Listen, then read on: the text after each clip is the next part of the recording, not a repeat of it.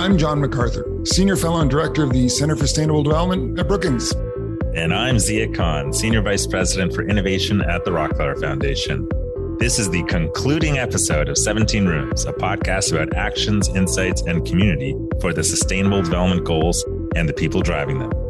In this final episode, John and I will distill what we learned as some key lessons from the conversations we had with co-moderators in these podcasts to help us learn about what is it that actually makes 17 Rooms work.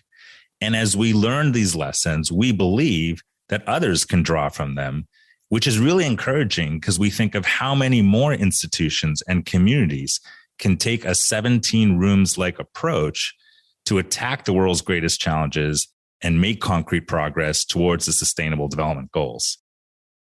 Zia, this has been such an incredible journey in the podcast world for you and I as we conclude this first season of talking with all the flagship moderators. We've learned so much through the conversations, but I think we've also learned a lot about our own work. We've learned a lot about the different perspectives that people bring to the process and to their own work and how it interacts with your and my efforts and our own team's efforts. And a lot of it comes down to how do we think about ingredients for progress on sustainable development? And how do we take these big, lofty things, it's sustainable development goals, and convert them into practical actions? Well, for those who haven't had the chance to listen to our first episode of this series, where we talked a bit more about what 17 Rooms is, it's an approach to spurring action. It's a way of getting people together across 17 working groups, one per sustainable development goal, and ask them to focus on some area. We call it a swim lane within a swim lane, within a goal that's ripe for action, and then to figure out some very specific, particular next steps that can be taken on in 12 to 18 months. This is pretty novel, it feels like, in a world where so many problems just seem to be intractable. And it's novel because so many of these people who come together in 17 Rooms, when they do so with an action mindset, which is the driving thesis of the whole thing, is what would drive action, seems that there's some special bits that come together to help people take some sometimes pretty big steps forward. And John, what's so exciting about these podcasts to me is that, as you touched on earlier, we ran 17 Rooms thinking we knew what was happening. But in talking to all the moderators and all of the different podcasts, we learned what was actually happening and what was actually really helpful to them. And one of the things that we learned is that there's so many talented and motivated leaders who are energized to take action on the SDGs, but they run into some constraints in helping them take some steps forward. And these can be formal institutional constraints like their institution strategies or policies or bureaucracies. But also there's a lot of informal constraints like the culture and the norms and, frankly, some of the pageantry that's involved when you get really senior leaders trying to work together.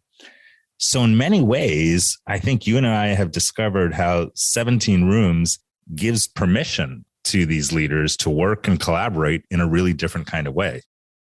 It's a bit of a surprise to me, Zia, that we focus so much on action, but then so much of it seems to boil down to permission.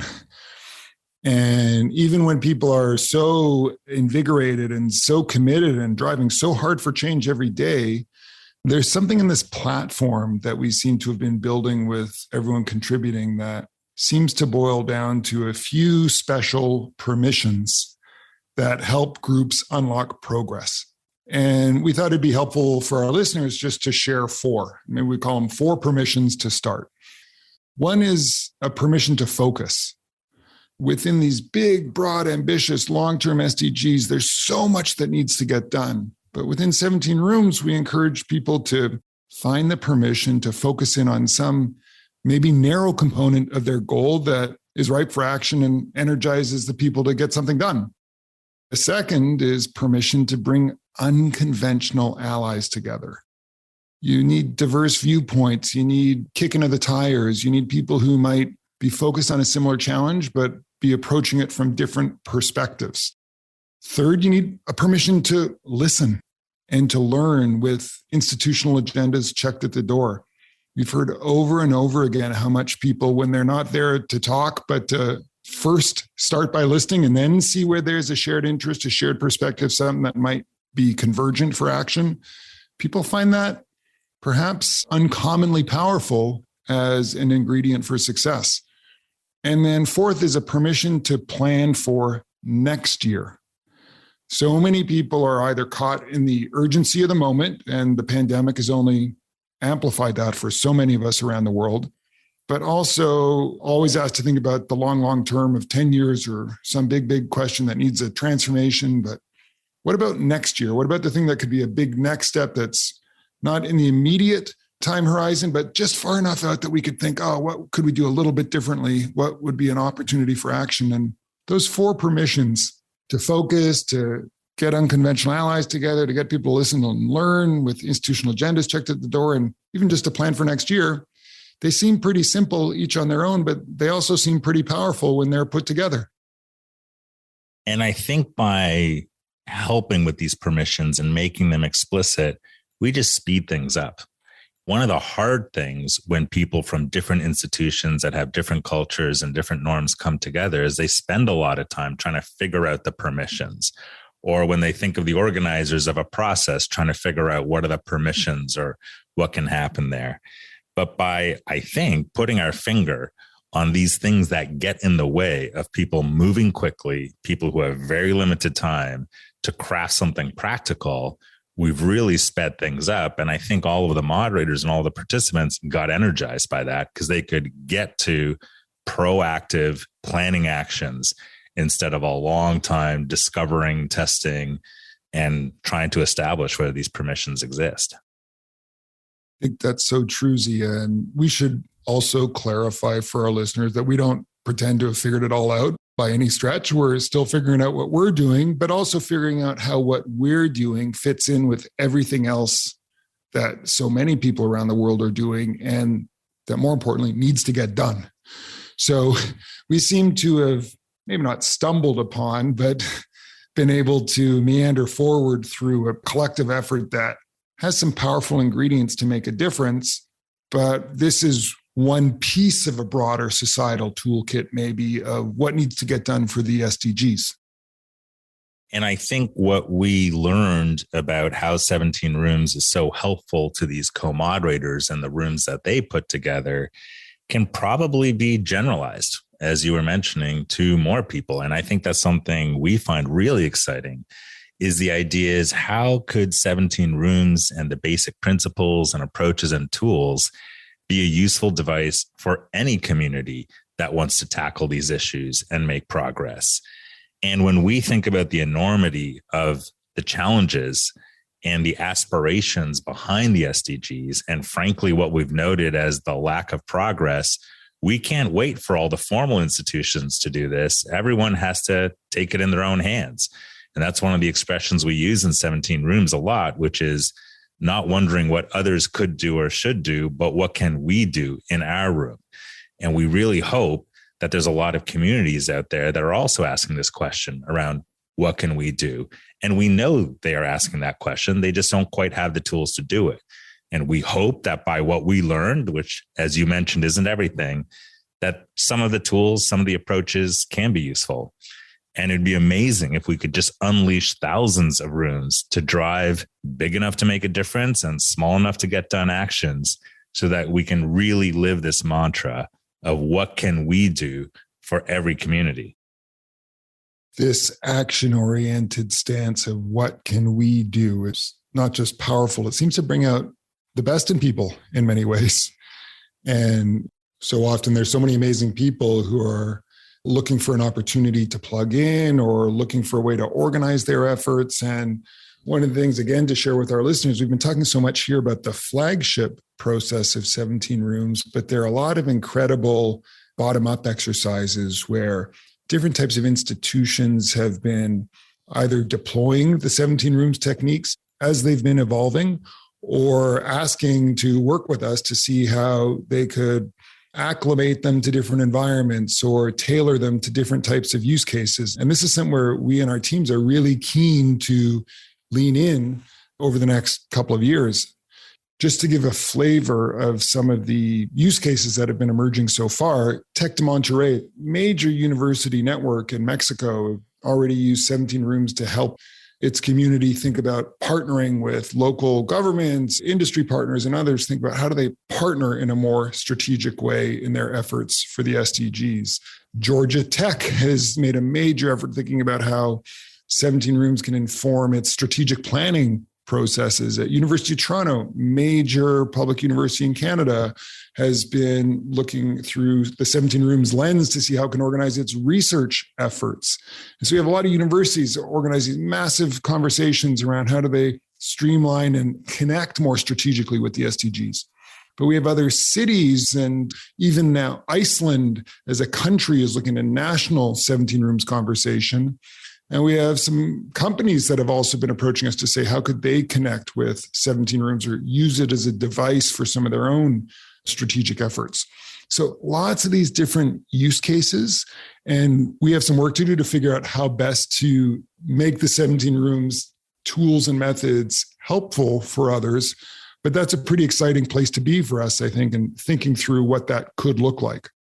And we think a lot, John, in our 17 Rooms process, how to bring together diverse perspectives, people from different sectors, different institutions, so that they can productively collaborate to get to these actions.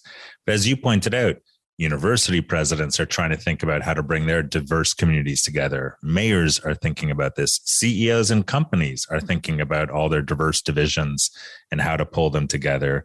And neighborhood leaders and community organizers are wrestling with this fundamental challenge of, we know we need to bring diverse people together to solve a problem, but how do we do that?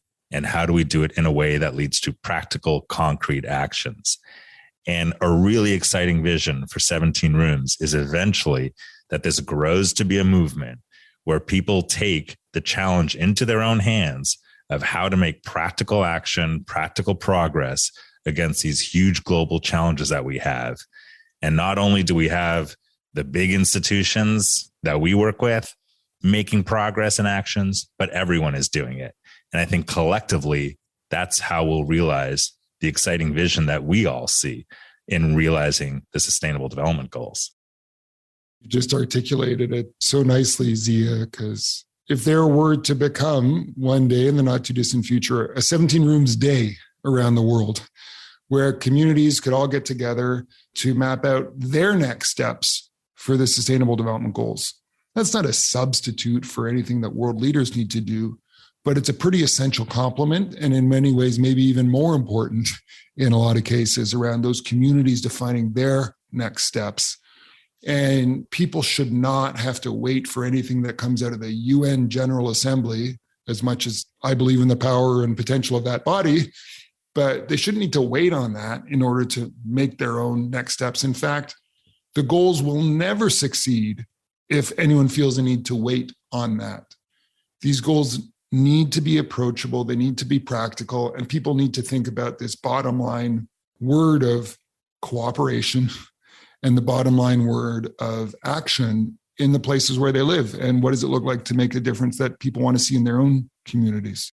So for anyone out there who is listening and interested in becoming part of what we call the 17 Rooms X community of practice, please do complete a short survey at brookings.edu/17 Rooms survey. And we'd love to know what your interests are and see if there's a way that any of our new or emerging tools might be able to help you. And John, this has been a really fun ride working with you to talk to all of our co-moderators, to think about the 17 Rooms process, what happened in each of those rooms. Really want to thank the interviewees. All these co-moderators are really busy. We asked them to spend a lot of time during the 17 Rooms process. They have busy schedules. Some of them were recovering from getting their vaccine shots, but they were all so game and so thoughtful. And I learned from every single discussion that we had. And I'd also like to thank the listeners who've stuck with us through all these episodes. We hope you learned from them. We always learn from hearing feedback from listeners, and we're excited for you to become part of the community. And an extra large thanks to the incredible team that pulled this podcast together. Couldn't have done it without all their help, their insight, their coaching, their support. And it was just a fantastic experience. In terms of next steps, we're committed to continuing this journey. This experimental approach to 17 rooms feels like it's gaining momentum. There's so much more to be done. There's so much more for us to learn. And there's still so much for us to improve and build upon. In the flagship process for 2022, we're about to kick that off with renewed effort and impact. We're coming out of the pandemic, and now is the time to really accelerate progress on all of these sustainable development goals. And we want to expand the 17 Rooms methodology to communities everywhere. John, you were referencing the 17 Rooms Day, which I think is going to be such an exciting opportunity. But however it is that we do it, helping other universities or cities or communities or regions, but the more that we can put the tools in people's hands so they can tackle their challenges with their solutions, I think that's how we're going to make a lot of progress. Zia, you thanked all of our listeners, our interviewees, all the people who made this podcast possible. It just makes me also want to thank all the people who participated and contributed to the 17 Rooms flagship itself, and all the people I wish we could also interview in this podcast, because so many people contribute in so many nuggets of insight, action, and cooperation. And it really is an extraordinary community of communities that comes together. You mentioned that we're on our way out of the pandemic. I hope that's true. We hope we will not be doing too much of this virtually, and that someday we'll be able to get the rooms together in person before too long and even interview people in person before too long. But in the meantime, we're just so grateful for having been able to put together this first series of the 17 Rooms podcast. And with that, this concludes the final episode of this first series. As Zia said, like much of 17 Rooms, it's been an amazing experiment.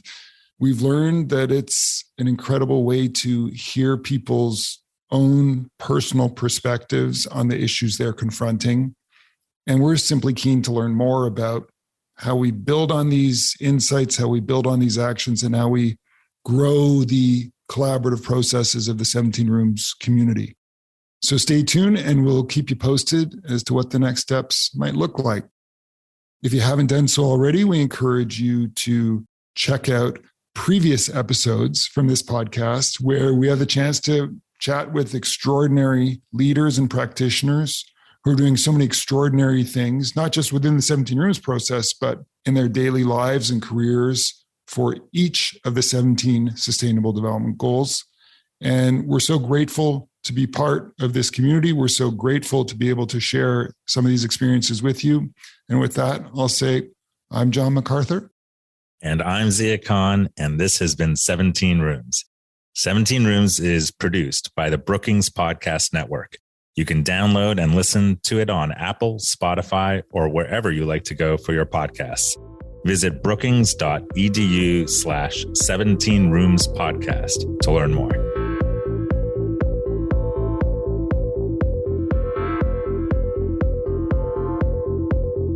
Our thanks go out to the production team, including Fred Dews and Alexandra Bracken, producers, Jacob Taylor, associate producer, Gaston Reboredo, audio engineer, and Nicolette Kelly, audio intern.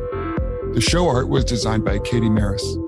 Additional support comes from Shrujana Kanal, Ian McAllister, Soren Messner-Zidell, Andrea Risotto, Marie Wilkin, Chris McKenna, Esther Rosen, David Bacek, and Caio Pereira at the Brookings Institution, and Natalia Dos Santos, Sarah Geisenheimer, Hunter Goldman, and Miranda Waters at the Rockefeller Foundation.